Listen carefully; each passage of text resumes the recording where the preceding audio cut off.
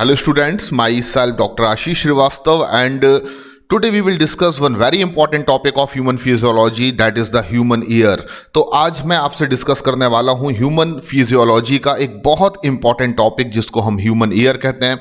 और human ear या मानव कान के बारे में मैं आपको आज वो सब कुछ बताऊंगा जो आपके नीट एग्जामिनेशन के लिए आपको जानना बहुत ज़्यादा ज़रूरी है। लेकिन सबसे पहले एक छोटी सी सिनॉप्सिस मैं आपको बताना चाहता हूँ। ह्यूमन ईयर को स्टडी करने के लिए मैंने इस कंप्लीट डिफिकल्ट और कॉम्प्लिकेटेड टॉपिक को 4 डिफरेंट पार्ट में डिवाइड कर दिया, यानी कि हम ह्यूमन ईयर को स्टडी करेंगे 4 डिफरेंट पार्ट में। पार्ट 1 जो है ह्यूमन ईयर का, उसमें हम स्ट्रक्चर ऑफ ह्यूमन ईयर पर डिस्कस करेंगे, जिसमें हम बेसिकली कंप्लीट करेंगे external ear and middle ear के स्ट्रक्चर को। लेकिन पार्ट 2 में मैं आपको कंप्लीट कराऊंगा इंटरनल ईयर और ultra structure of cochlea. And part 3 में हम पढ़ेंगे mechanism of hearing, that is the very important topic. And part 4 में हम कंप्लीट करेंगे एक another function of human year जो हम कभी सोच भी नहीं सकते कि it is also responsible for maintenance of body balance and equilibrium. तो अल्टीमेटली 4 पार्ट में ह्यूमन ईयर को मैं स्टडी कराऊंगा आपको, और चारों पार्ट बहुत इंपॉर्टेंट होंगे जिनको देखने के बाद आप कंप्लीटली ह्यूमन ईयर पर इस तरीके से प्रिपेयर्ड हो चुके होंगे कि आप ह्यूमन ईयर पर बेस्ड कोई भी क्वेश्चन जो लास्ट ईयर एग्जामिनेशन में आया हो या वो क्वेश्चन प्योरली एनसीईआरटी बेस्ड हो, आप डेफिनेटली उसको सॉल्व कर सकते हैं। तो आपको क्या करना है, आपको केवल इतना करना है कि ह्यूमन ईयर के चारों पार्ट को एक प्रॉपर सीक्वेंस में स्टडी करना है, और इन चारों वीडियोस को आपको एक प्रॉपर सीक्वेंस में देखना है, समझना है। और आप जब ऐसा करेंगे तो आपको पता चलेगा कि ह्यूमन ईयर एक जो डिफिकल्ट सा टॉपिक था, जो आज तक आपको अच्छे से समझ में नहीं आया था, अब आप उसको बहुत अच्छे से समझ चुके होंगे। तो स्टार्ट करते हैं अपना आज का लेक्चर, ह्यूमन ईयर पार्ट 1। और ह्यूमन ईयर पार्ट 1 को स्टार्ट करने से भी पहले मैं आपको 3 बड़े इंपॉर्टेंट कमेंट्स बताना चाहता हूं, यानी कि हम 3 इंपॉर्टेंट कमेंट्स को अपनी लाइफ में हमेशा याद रखें जो मैं आपको बताने जा रहा हूं। कमेंट नंबर 1, ह्यूमन ईयर को इंट्रोड्यूस करने के लिए मैं 3 आपको इंपॉर्टेंट इंट्रोड्यूसिंग कमेंट्स दे रहा हूं जो आपको बहुत केयरफुली सुनना है। नंबर 1, जिस तरीके से लाइट ट्रेवल करती है in the form of light रे, जिस तरीके से लाइट ट्रेवल करती है in the form of light रे, उसी तरीके से साउंड भी ट्रेवल करता है in the form of sound wave. तो लाइट रे के फॉर्म में ट्रेवल करती है, हमारी आंखों तक पहुंचती है, हम डिफरेंट ऑब्जेक्ट को देख सकते हैं। उसी तरह जब हमें किसी भी साउंड को सुनना होता है तो जो साउंड है वो एक साउंड वेव या साउंड वाइब्रेशन के फॉर्म में एयर में ट्रेवल करता है और हमारे कानों तक पहुंचता है। तो ये पॉइंट आपके लिए बहुत ज़्यादा इंपॉर्टेंट है, आप अपनी स्क्रीन पर देख सकते हैं जो लिखा हुआ है, जो मैंने आपको अभी अभी समझाया। सेकेंड इंपॉर्टेंट पॉइंट जो आपको याद रखना है कि हमारे जो कान हैं, हमारे जो ईयर हैं, वो एक बहुत इंपॉर्टेंट सेंसरी ऑर्गन है। और इनका बेसिकली मैकेनिज्म क्या है, इनकी जो मैकेनिज्म है उसका पूरा कंसेप्ट मैं आपको बता रहा हूं कि हमारे जो ईयर्स हैं वो एक सेंसरी ऑर्गन है जो क्या करते हैं, किसी भी साउंड को डिटेक्ट करते हैं। ये किसी भी साउंड को डिटेक्ट करते हैं, उसको रिसीव करते हैं, उसको कन्वर्ट करते हैं इनटू नर्व इंपल्स, और इस वजह से हम किसी भी साउंड को सुन सकते हैं। तो डिटेक्ट करने का मतलब जैसे कि कभी कोई आपको बुलाता है तो आप उसकी आवाज सुनकर ये समझ जाते हैं कि आपको कौन सा पर्टिकुलर पर्सन बुला रहा है। यानी कि ह्यूमन ईयर जो है वो साउंड को डिटेक्ट भी करते हैं, साउंड को रिसीव भी करते हैं और उसको कन्वर्ट भी करते हैं into nerve impulse. That is the reason कि हम किसी भी साउंड को पहचान भी सकते हैं और उसको सुन भी सकते हैं। तो ये कमेंट भी आपको आपकी स्क्रीन पर दिख रहा होगा। थर्ड इंपॉर्टेंट कमेंट जो मैं आपको बताना चाहता हूं वो इतना सा है कि ह्यूमन ईयर का फंक्शन केवल हेयरिंग नहीं है, यानी कि हमारे कानों से हम केवल सुनने का काम नहीं करते हैं, बल्कि human ear also play a very important role in maintenance of body balance and equilibrium। तो हमारे कान 2 इंपॉर्टेंट फंक्शन परफॉर्म कर रहे हैं। नंबर 1 हियरिंग, यानी कि हम कानों की हेल्प से, अपने ईयर्स की हेल्प से किसी भी साउंड को सुन सकते हैं, पर साथ में आप ईयर्स की हेल्प से बॉडी के बैलेंस को भी मेंटेन करते हैं। और ये कैसे पॉसिबल होता है, तो इसके लिए मैं आपको सेपरेट एक लेक्चर देने वाला हूं जिसमें आपको बताया जाएगा कि कैसे हमारे ह्यूमन ईयर जो हैं वो maintenance of body balance and equilibrium में इंपॉर्टेंट रोल प्ले करते हैं। अभी आपको केवल इतना हिंट कर सकता हूं कि maintenance of body balance and equilibrium में हमारे ईयर में इंटरनल ईयर जो है वो बहुत इंपॉर्टेंट रोल प्ले करता है। पर आगे हम इसके बारे में काफी डिटेल में स्टडी करने वाले हैं। तो 3 इंपॉर्टेंट कमेंट्स मैंने आपको बता दिए हैं जो आपको सबसे पहले याद रखने हैं। आगे हम बढ़ते हैं। जब भी हम ह्यूमन के ईयर को स्टडी करते हैं या ह्यूमन ईयर के स्ट्रक्चर को स्टडी करते हैं तो हम ह्यूमन ईयर को 3 डिफरेंट पार्ट में डिवाइड कर लेते हैं। कितने पार्ट्स में डिवाइड कर लेते हैं? 3 पार्ट। तो ह्यूमन ईयर्स को 3 डिफरेंट पार्ट्स में डिवाइड किया जा सकता है। सबसे पहले हम बात करेंगे एक्सटर्नल या आउटर ईयर के बारे में। तो ह्यूमन ईयर में 3 डिफरेंट पार्ट में हम उसको डिवाइड कर लेते हैं। सबसे बाहर वाले पार्ट को हम लोग एक्सटर्नल ईयर या आउटर ईयर के नाम से जानते हैं। उसके बाद आपको याद रखना है मिडिल ईयर को हम स्टडी करते हैं और सबसे आखिरी में हम स्टडी करते हैं इंटरनल या इनर ईयर को। तो मैं आपको बता देता हूं कि एक्सटर्नल ईयर या आउटर ईयर बेसिकली क्या कंसिस्ट करता है। तो एक्सटर्नल ईयर या आउटर ईयर कंसिस्ट ऑफ, इसमें मेनली आप जिन स्ट्रक्चर को स्टडी करते हैं, नंबर 1 दैट इज पिन्ना। तो आउटर ईयर में या एक्सटर्नल ईयर में हम सबसे पहले किसके स्ट्रक्चर को देखेंगे? पिन्ना। एंड उसके बाद हम स्ट्रक्चर जो स्टडी करेंगे वो होगा आपका एक्सटर्नल ऑडिटरी मीटस। तो एक्सटर्नल ऑडिटरी मीटस, मीटस का मतलब क्या होता है? That is canal. तो आपको बताऊंगा मैं एक्सटर्नल ईयर या आउटर ईयर में पिन्ना क्या है, फिर बताऊंगा एक्सटर्नल ऑडिटरी मीटस क्या है, एंड उसके बाद हम एक्सटर्नल ईयर में ही स्टडी करते हैं एक बहुत यूनिक स्ट्रक्चर को जिसको हम टिम्पैनम कहते हैं, जिसको ईयर ड्रम भी कहा जाता है। और एनसीईआरटी में यह लिखा हुआ है कि tympanic membrane composed of 3 different layers. तो यहां पर टिम्पैनम भी एक बहुत इंपॉर्टेंट स्ट्रक्चर होता है। तो एक्सटर्नल या आउटर ईयर को हम बेसिकली जब स्टडी करेंगे तो इट कंसिस्ट ऑफ पिन्ना, जिसको ईयर पिन्ना भी कहते हैं, एक्सटर्नल ऑडिटरी मीटस, जिसको हम एक्सटर्नल ऑडिटरी कैनाल भी कह सकते हैं, एंड टिम्पैनम। एंड उसके बाद हम डिस्कस करेंगे मिडिल ईयर के बारे में। और मैं आपको बता देता हूं मिडिल ईयर में बेसिकली हमें क्या स्टडी करना है। तो हम कुछ ईयर ऑसिकल्स की स्टडी करते हैं यहां पर, और जो ईयर ऑसिकल्स हम यहां पर स्टडी करते हैं वो हमारे हर एक कान में नंबर में 3 होती हैं। 3 different types of ear ossicles are present in middle ear cavity, जिनमें से एक का नाम है मेलियस, एक का नाम है इनकस और एक का नाम आप जानते हैं स्टेपस। तो मेलियस, इनकस और स्टेपस, ये 3 डिफरेंट ईयर ऑसिकल्स हमारे एक कान में प्रेजेंट होती हैं। अगर आपसे कभी क्वेश्चन पूछा जाता है कि how many number of ear ossicles are present in human, तो आपका आंसर होगा 6। तो टोटल नंबर्स में कितनी ईयर ऑसिकल्स होती हैं ह्यूमन के पास? 6, यानी कि उसके लेफ्ट ईयर में 3, और वो भी पर्टिकुलर किस पार्ट में? मिडिल ईयर में। एंड उसके राइट ईयर में भी उसके मिडिल ईयर वाले पार्ट में कितनी होंगी? 3 ईयर ऑसिकल्स प्रेजेंट होंगी। तो total number of ear ossicles in human 6 है, पर एक किसी भी कान में, चाहे आप लेफ्ट हैंड साइड वाला कान ले लीजिए या राइट हैंड साइड वाला कान ले लीजिए, उसमें नंबर ऑफ ईयर ऑसिकल्स कितनी होती हैं? 3 होती हैं। तो टाइप्स ऑफ ईयर ऑसिकल्स 3 हैं, but total number of ear ossicles in human कितनी है? 6। तो बेसिकली हम मिडिल ईयर में डिस्कस करेंगे अबाउट द ईयर ऑसिकल्स, और वहां पर मैं आपको बताऊंगा कि ईयर ऑसिकल्स का फंक्शन केवल साउंड वाइब्रेशंस को टिम्पैनिक मेम्ब्रेन से रिसीव करके इंटरनल ईयर तक ट्रांसफर करना नहीं होता है, बल्कि ये साउंड वाइब्रेशन या साउंड वेव को एम्पलीफाइड करने का भी इंपॉर्टेंट रोल प्ले करती हैं। That is very important comment जो मैं आपसे डिस्कस करने वाला हूं। अब हम बात करेंगे सबसे आखिरी में इंटरनल ईयर या इनर ईयर के बारे में, और इसमें हम बेसिकली 2 डिफरेंट स्ट्रक्चर्स को स्टडी करते हैं। Number 1 bony लेविरिंथ,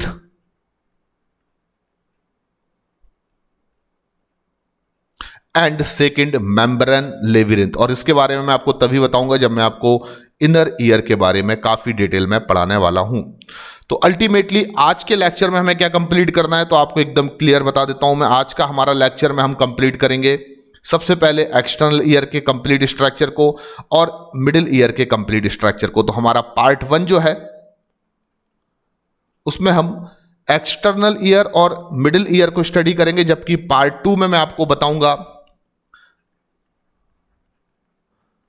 the complete structure of internal ear या इनर ईयर, और उसमें हम पढ़ेंगे अल्ट्रा स्ट्रक्चर ऑफ कॉक्लिया। तो स्टार्ट करते हैं अपने आज के लेक्चर को। तो अभी तक आपने क्या सीखा? अभी तक आपने केवल इतना सीखा कि ह्यूमन ईयर को एनाटॉमिकली हम 3 डिफरेंट पार्ट में डिवाइड कर देते हैं, यानी कि human ear anatomically divided into 3 different part. Number 1 external ear या outer ear, number 2 middle ear, number 3 internal ear या इनर ईयर। तो हमें अब सबसे पहले देखना है एक्सटर्नल ईयर के बारे में। तो पहला एनाटॉमिकली डिवाइड करने पर पहला ह्यूमन ईयर का पार्ट क्या है? External ear. और की कंसेप्ट जो आपको मैं बताऊंगा एक्सटर्नल ईयर के बारे में, वो बड़े इंपॉर्टेंट कमेंट्स होंगे जो आपको केयरफुली सुनना है और आपको याद रखना है। उसके अलावा आपको एक्सटर्नल ईयर के बारे में कुछ भी पढ़ने की जरूरत नहीं है। तो सबसे पहले मैं बता देता हूं एक्सटर्नल ईयर में कि आप देखेंगे कि हमारी बॉडी में हमारे जो कान होते हैं, बेसिकली हम जिन्हें कान कहते हैं, वो एक्चुअली में हमारे पिन्ना होते हैं। तो पिन्ना क्या है एक्चुअली में? तो हम सभी जानते हैं कि ये हमारे ईयर्स में जो बाहर निकला हुआ एक फ्लैप लाइक स्ट्रक्चर होता है जिसको हम ईयर पिन्ना कहते हैं।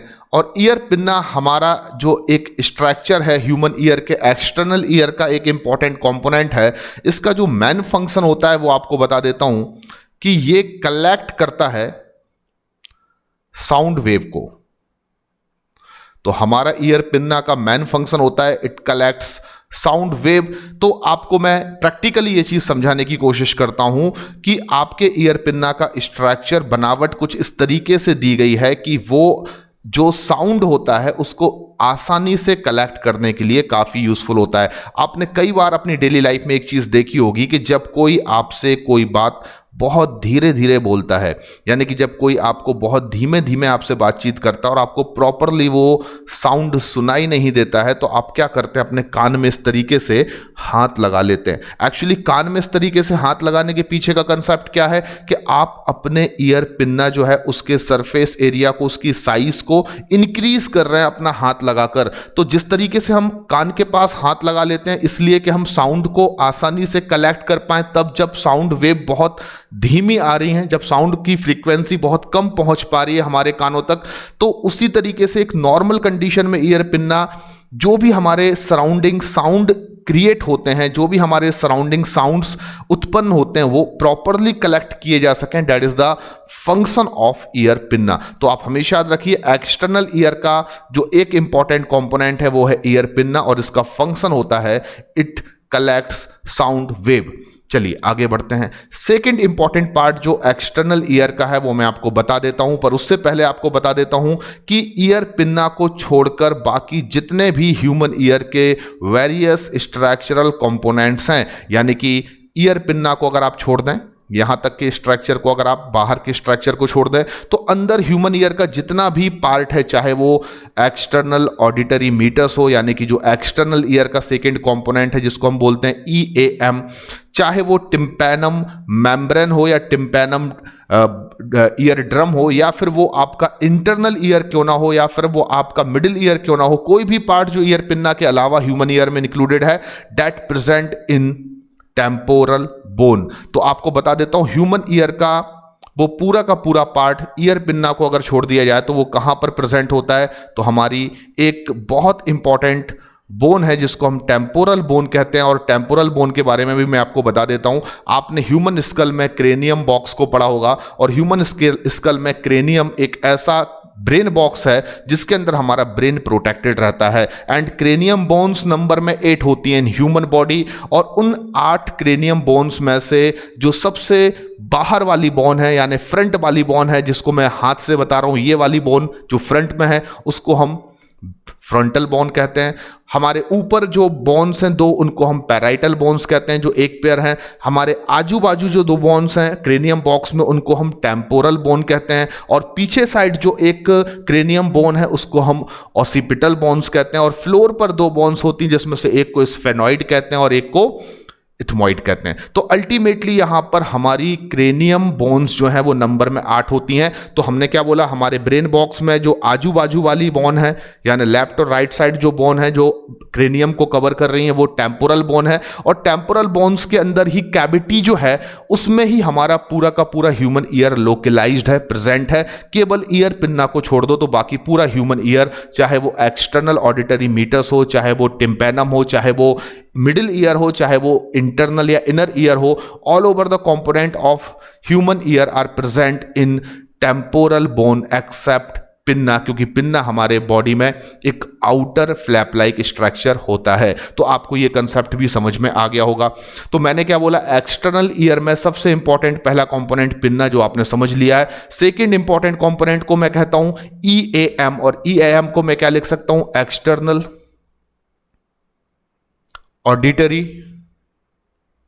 मीटस। तो एक्सटर्नल ऑडिटरी मीटस या ईएएम को मैं कैसे यहां पर डायग्राम में रिप्रेजेंट कर सकता हूं, तो आप देख सकते हैं ईयर पिन्ना से लेकर यहां तक का स्ट्रक्चर, यानी कि एक कैनाल या एक कैविटी लाइक स्ट्रक्चर। आपने हमेशा अपने कान में कभी कभी उंगली डाली होगी, तो आपकी जो फिंगर कान के अंदर जब आप डालते हैं, या फिर ईयरबड को आप जब अपने कान के अंदर डालते हैं, तो जो कैविटी जिसमें ईयरबड को हम लोग डालते हैं वो एक्चुअली में एक्सटर्नल ऑडिटरी मीटस होती है। और ये पूरी की पूरी कैनाल जो है, इस तरीके से आप देख सकते हैं, ये पूरी कैनाल जिसको मैं हाईलाइटेड कर देता हूं,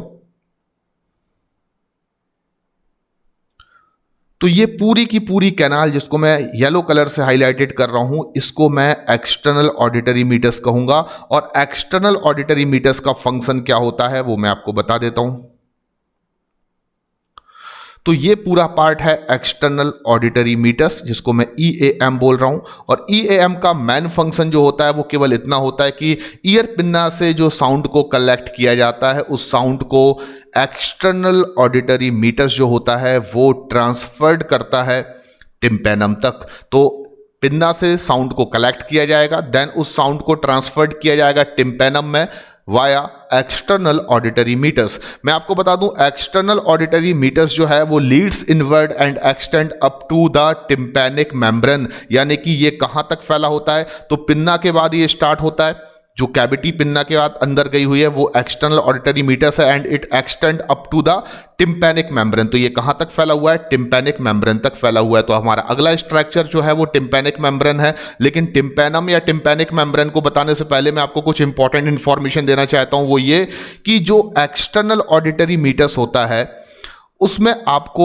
उसकी स्किन में, इनर स्किन में या कैविटी में आपको कुछ वैक्स सीक्रेटिंग सेवेसियस ग्लैंड्स देखने को मिलेंगी। यानी कि यहां पर जो आपको ये पिंक कलर से कुछ स्ट्रक्चर दिख रहे हैं लाइक दिस, ये वाले स्ट्रक्चर जो मैंने पिंक कलर से बनाए हुए हैं, इनको मैं बोलूंगा कि ये वैक्स सीक्रेटिंग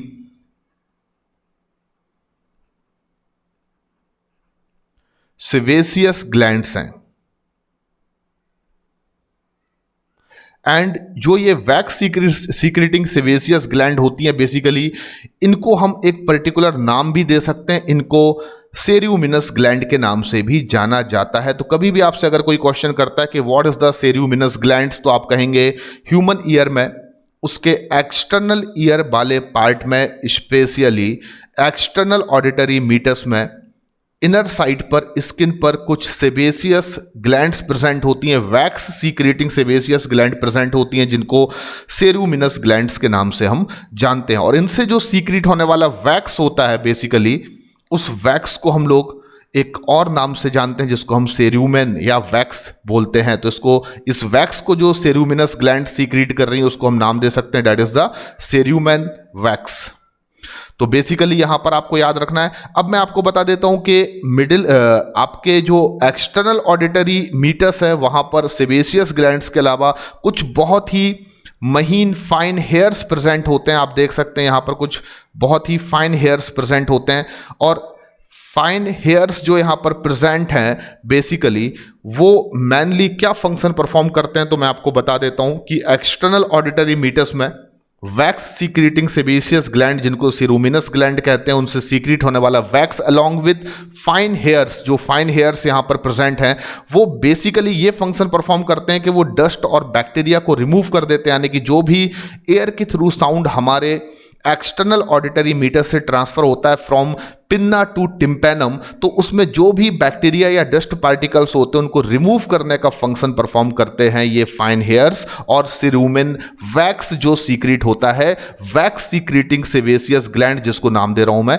सिरूमिनस ग्लैंड। तो आपने यहां पर जितनी भी चीजें देखी हैं वो बहुत इंपॉर्टेंट है। तो सबसे पहले हमने पिन्ना को कंप्लीट किया, उसके बाद एक्सटर्नल ऑडिटरी मीटर्स में आपको क्या क्या याद रखना है मैंने आपको बता दिया। अब हम बात करते हैं about the tympanic membrane and tympanum के बारे में। तो मैं आपको एकदम क्लियर बता देता हूं, सिंप्लीफाइड कर देता हूं कि जैसे ही आपकी एक्सटर्नल ऑडिटरी मीटर्स कंप्लीट होता है उसके बाद आप देखेंगे जो ये एक स्ट्रक्चर जिसमें 3 डिफरेंट कलर्स मैंने दिखाए हुए हैं 1, 2 एंड 3, ये एक्चुअली पूरा का पूरा स्ट्रक्चर जो है उसको हम टिम्पेनम कहते हैं। तो टिम्पेनम या ईयर ड्रम क्या है, तो आपको याद रखना है, बहुत ही सिंपल है कि टिम्पेनम या ईयर ड्रम एक ऐसा स्ट्रक्चर है बेसिकली जो डिवाइड करता है या कह सकते हैं जो अलग अलग करता है, सेपरेट करता है एक्सटर्नल ईयर को मिडिल ईयर से। और ये जो टिम्पेनम स्ट्रक्चर है या ईयर ड्रम है, it basically composed of 3 different layer. तो इसमें 3 डिफरेंट लेयर्स प्रेजेंट होती हैं। तो मैं आपको बता देता हूं इसमें 3 डिफरेंट लेयर के बारे में।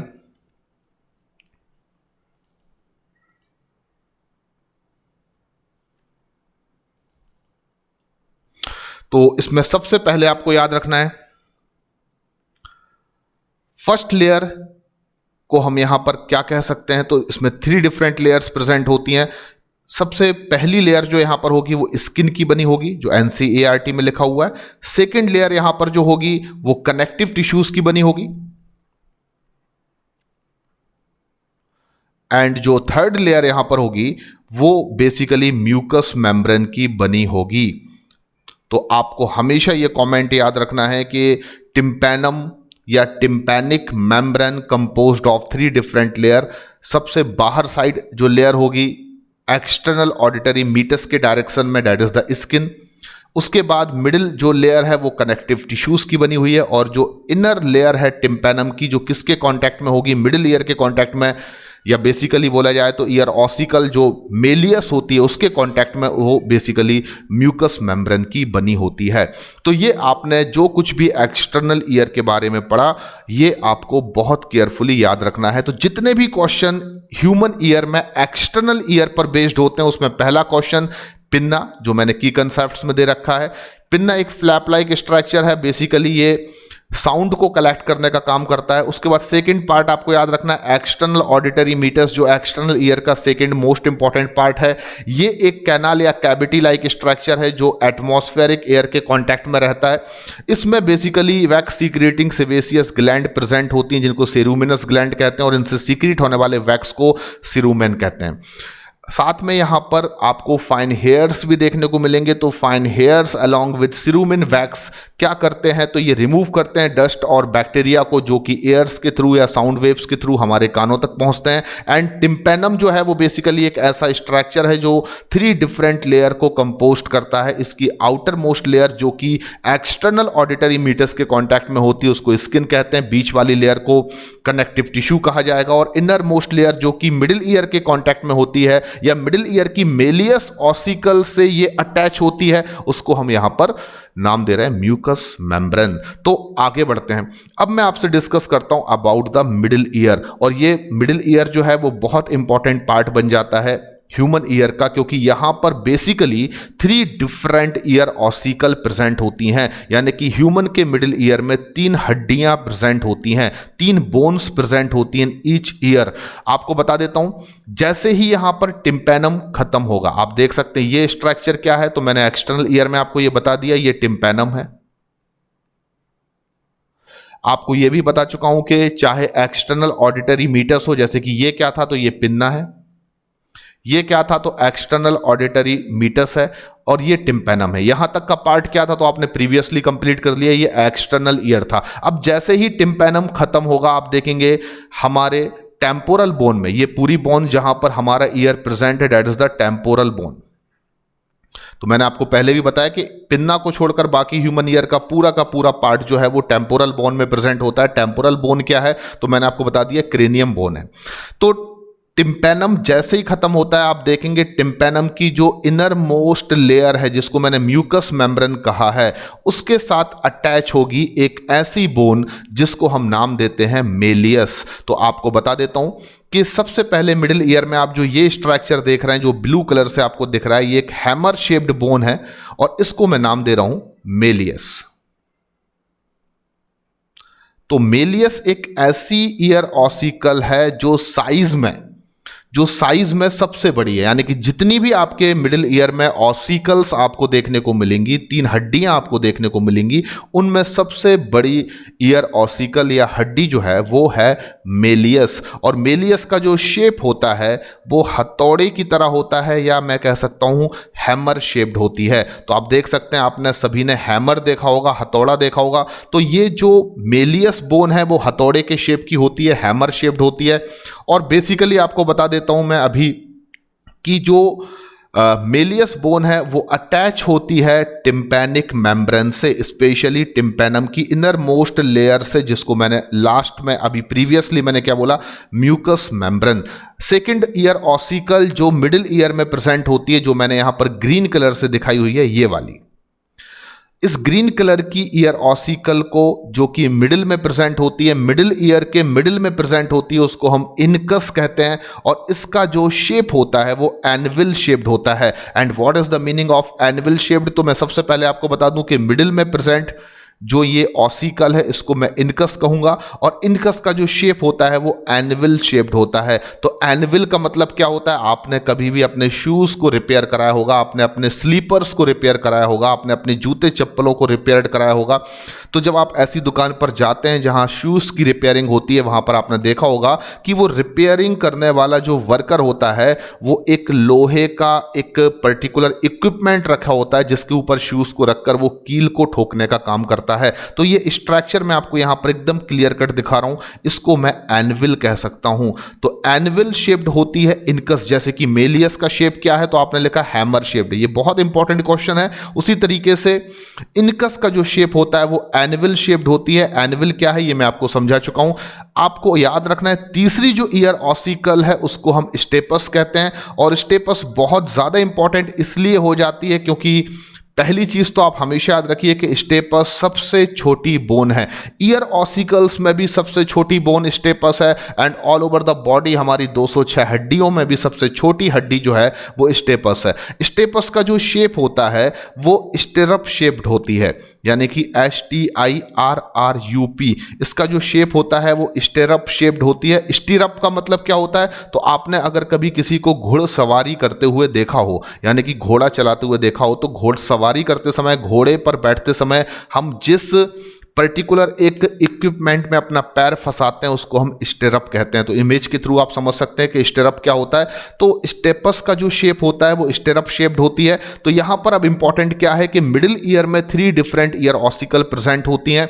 ऐसी ईयर ऑसिकल जो टिम्पैनिक मेम्ब्रेन के साथ अटैच होती है वो है आपकी मेलियस, जो मिडिल में प्रेजेंट होती है इनकस, एंड जो सबसे लास्ट में प्रेजेंट होती है और इनर ईयर के कॉन्टैक्ट में होती है उसको हम कहते हैं स्टेपस।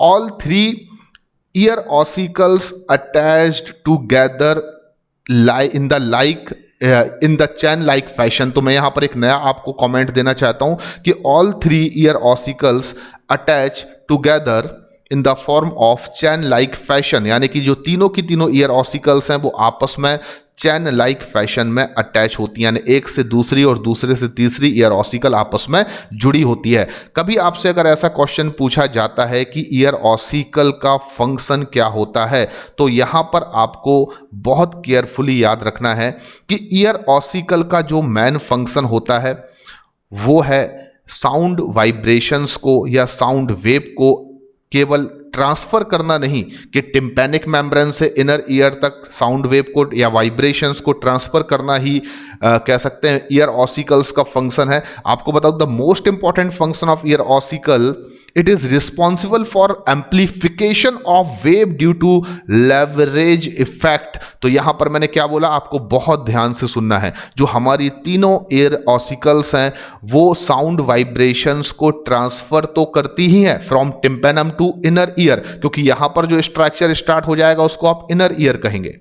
यहां पर क्या है आपका इनर ईयर, ये आपका बीच में जो आप स्टडी कर रहे हैं that is the middle ear जिसको अभी हम स्टडी कर रहे हैं। और सबसे बाहर वाला स्ट्रक्चर जिसमें पिन्ना, एक्सटर्नल ऑडिटरी मीटस और टिम्पेनम आता है that is the external ear. तो ईयर ऑसिकल्स का फंक्शन ये है कि ये मिडिल ईयर में प्रेजेंट होती हैं चैन लाइक फैशन में, और इनका मेन फंक्शन है कि ये साउंड वाइब्रेशन या साउंड वेव को एम्पलीफाइड करने का काम करती हैं। तो ये साउंड वेव या साउंड वाइब्रेशन को एम्पलीफाइड किस तरीके से करती हैं ये मैं आपको 1 मिनट बाद बताता हूं, पर उससे पहले आप ये समझ लीजिए, बहुत इंपॉर्टेंट कमेंट है, फिर से मैं आपके सामने रिवाइज कर रहा हूं। Middle ear is responsible for amplification of wave, यानी कि जो भी साउंड वेव है उनके एम्पलीफिकेशन के लिए मिडिल ईयर रिस्पॉन्सिबल होता है, और इसमें इंपॉर्टेंट रोल प्ले करती हैं तीनों ईयर ऑसिकल्स जो चैन लाइक फैशन में अरेंज होती हैं। तो लेवरेज इफेक्ट क्या है तो मैं आपको समझा देता हूं बहुत अच्छे से। आप इस तरीके से समझिए कि एक्सटर्नल ईयर में साउंड को कलेक्ट किसने किया, तो आपका आंसर होगा पिन्ना ने। साउंड को कलेक्ट किसने किया, पिन्ना ने। फिर साउंड को ट्रांसफर्ड किया पिन्ना से लेकर टिम्पेनम तक किसने, तो आपका आंसर होगा एक्सटर्नल ऑडिटरी मीटस ने। उसके बाद टिम्पेनिक मेम्ब्रेन, अब ये क्या ले रहा हूं मैं, टिम्पेनिक मेम्ब्रेन। तो टिम्पेनिक मेम्ब्रेन ने ट्रांसफर्ड किया साउंड को किस पर, तो मैं कहूंगा मेलियस बोन पर, और मेलियस जो है वो मिडिल ईयर में आने वाली एक सबसे बड़ी बोन है। एंड मेलियस बोन पर जब ट्रांसफर करेगा साउंड वेव को टिम्पेनिक मेम्ब्रेन, तो मेलियस साउंड वेव को किस में ट्रांसफर करेगा, तो आपका आंसर होगा इनकस पर। तो मेलियस जो बोन है वो साउंड वेव को ट्रांसफर करेगी इनकस बोन पर, और इनकस ट्रांसफर करेगी स्टेपस पर। तो लेवरेज इफेक्ट का मतलब क्या होता है मैं आपको समझा देता हूं। जब भी टिम्पेनिक मेम्ब्रेन साउंड वाइब्रेशन या वेव को ट्रांसफर करती है मेलियस पर, तो उस साउंड वेव या वाइब्रेशन की जो भी फोर्स होता है, उसकी जो भी फ्रीक्वेंसी होती है, उससे मेलियस बोन में वाइब्रेशन या मूवमेंट होना स्टार्ट हो जाता है। यानी कि टिम्पेनम ने इस तरीके से साउंड वेव को किस पर ट्रांसफर किया, मेलियस पर, तो मेलियस में इस तरीके से क्या होने लगेगा, वाइब्रेशन। अब मेलियस की साइज से भी छोटी साइज किसकी है, इनकस की, क्योंकि लार्जेस्ट कौन है, मेलियस, मेलियस से छोटी कौन है, इनकस। तो जैसे ही मेलियस सेम साउंड वेव को ट्रांसफर्ड करेगी इनकस पर, तो इनकस क्योंकि मेलियस से भी छोटी है तो उसमें उससे ज्यादा वाइब्रेशन या मूवमेंट होना स्टार्ट हो जाएगा, और मेलियस से इनकस में मूवमेंट क्या होगा, ज्यादा, क्योंकि सेम फोर्स के साउंड वेव को जब मेलियस इनकस पर ट्रांसफर करेगी तो साइज में इनकस के मेलियस से छोटा होने की वजह से सेम फोर्स का जो साउंड वेव है वो इनकस को ज्यादा तेजी से मूव कराएगा। अब हम जानते हैं इनकस साउंड वेव को ट्रांसफर किस पे करने वाली है, तो आपका आंसर होगा स्टेपस पर, और स्टेपस जो है वो इनकस से भी छोटी ईयर ऑसिकल है, और इस वजह से सेम फोर्स के जब साउंड वेव को इनकस स्टेपस पर ट्रांसफर करेगी तो स्टेपस का इनकस से भी छोटा होने की वजह से जो वाइब्रेशन या मूवमेंट है वो और ज्यादा तेजी से होने लगेगा। तो आप देख सकते हैं कि लेवरेज इफेक्ट हम इसी कंसेप्ट को कह रहे हैं कि मेलियस पर जब साउंड वेव जाएगा तो मेलियस में इस तरीके से मूवमेंट होगा, पर इनकस क्योंकि मेलियस से और भी ज्यादा छोटी है तो उसमें और तेजी से मूवमेंट होगा, और स्टेपस इनकस और मेलियस दोनों से बहुत ज्यादा छोटी है तो उसमें और ज्यादा तेजी से मूवमेंट होगा। इस इफेक्ट को आप बेसिकली क्या कह रहे हैं, लेवरेज इफेक्ट। तो leverage effect is the effect which is responsible for amplification of wave.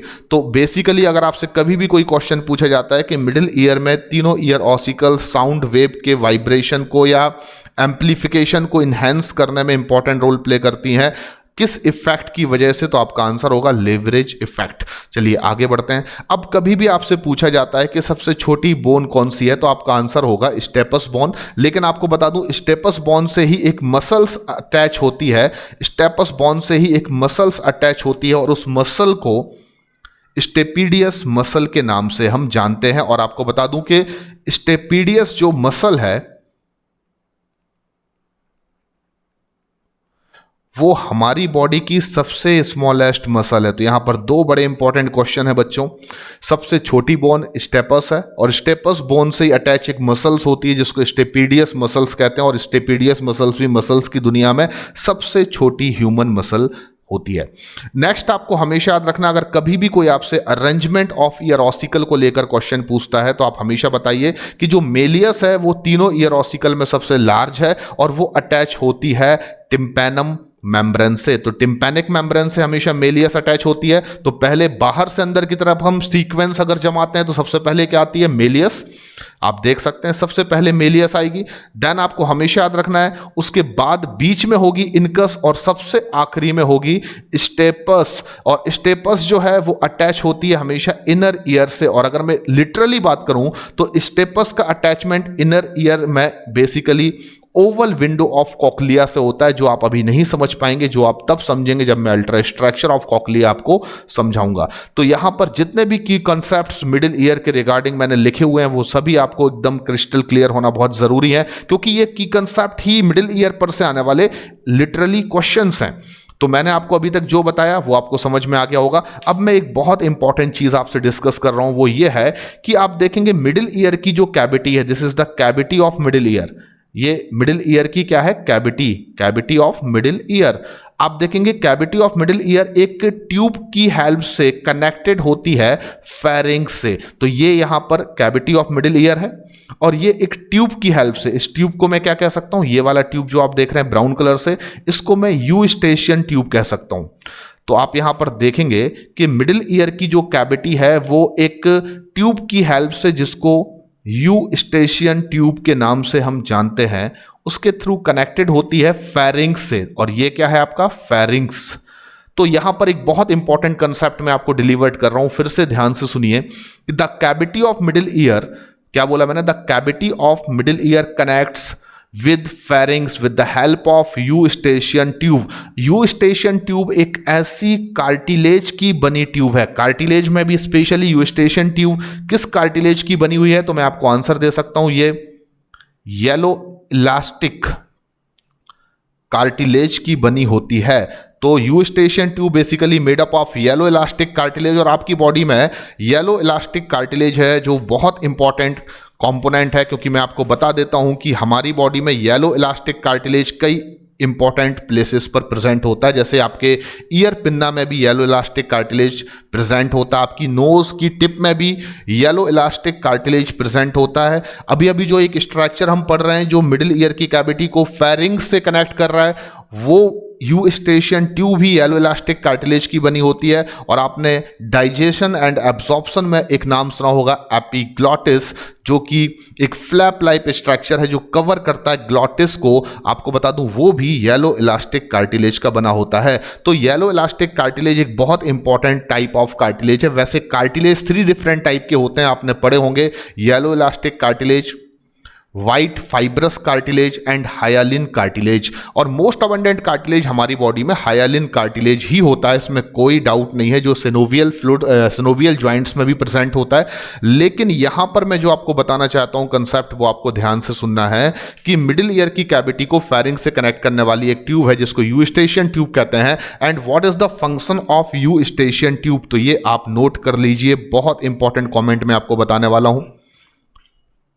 अगर कभी भी कोई आपसे क्वेश्चन करता है कि यूस्टेशियन ट्यूब का फंक्शन क्या होता है, तो आपको यहां पर केवल इतना आंसर देना है कि हमारे एक्सटर्नल ईयर में जो टिम्पैनम है वो साउंड वेव को मिडिल ईयर में ट्रांसफर सक्सेसफुली प्रॉपरली तब तक नहीं कर सकता जब तक कि टिम्पैनम के बाहर और टिम्पैनम के अंदर जो एयर का प्रेशर है वो एटमॉस्फेरिक प्रेशर के इक्वल ना हो। क्या बोला मैंने?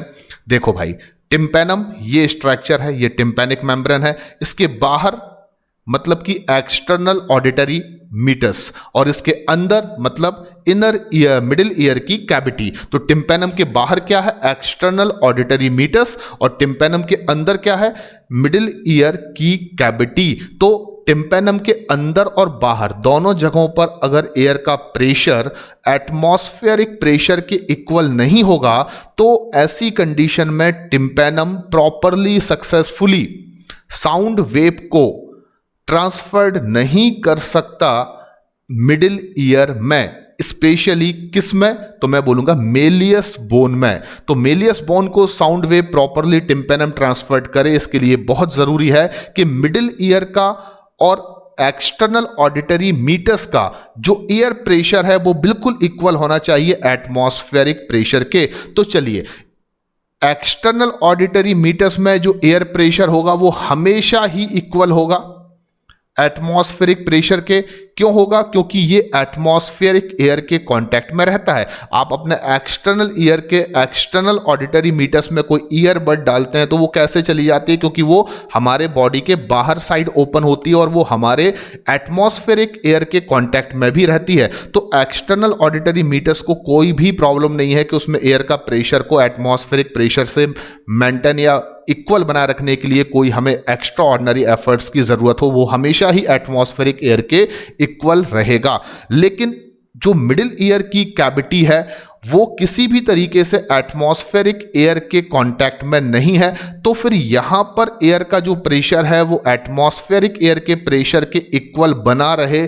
इसके लिए बहुत जरूरी है कि आप मिडिल ईयर की कैविटी को कनेक्ट करें किसी ऐसे बॉडी के स्ट्रक्चरल कंपोनेंट से जो एक्सटर्नल एटमॉस्फेरिक एयर के कांटेक्ट में रहता हो। The best structure is pharynx, क्योंकि हम सभी जानते हैं कि जो हमारा फेरिंग्स है उसमें ओपन होती है हमारी ओरल कैविटी या बक्कल कैविटी भी और हमारी नेजल कैविटी भी। तो अल्टीमेटली यही एक कारण है, एक रीजन है कि हमारे मिडिल ईयर को कनेक्ट करने वाली फेरिंग्स से जो एक येलो इलास्टिक कार्टिलेज की बनी हुई ट्यूब है उसको हम यूस्टेशियन ट्यूब कहते हैं। तो इससे हमें यह बेनिफिट मिलता है कि जो मिडिल ईयर है उसमें एयर का प्रेशर जो है वो हमारे एटमॉस्फेरिक प्रेशर के साथ इक्वल बना रहता है, क्योंकि ये यूस्टेशियन ट्यूब यहाँ से एयर के प्रेशर को मेंटेन करती रहती है, क्योंकि ये फेरिंग्स से कनेक्टेड होती है और फेरिंग्स से एटमॉस्फेरिक एयर जो है वो आ जा सकती है। तो आपको मैं एक प्रैक्टिकल एग्जांपल देकर ये चीज़ समझा सकता हूँ। कभी किसी ने आपको एक बहुत ज़ोर से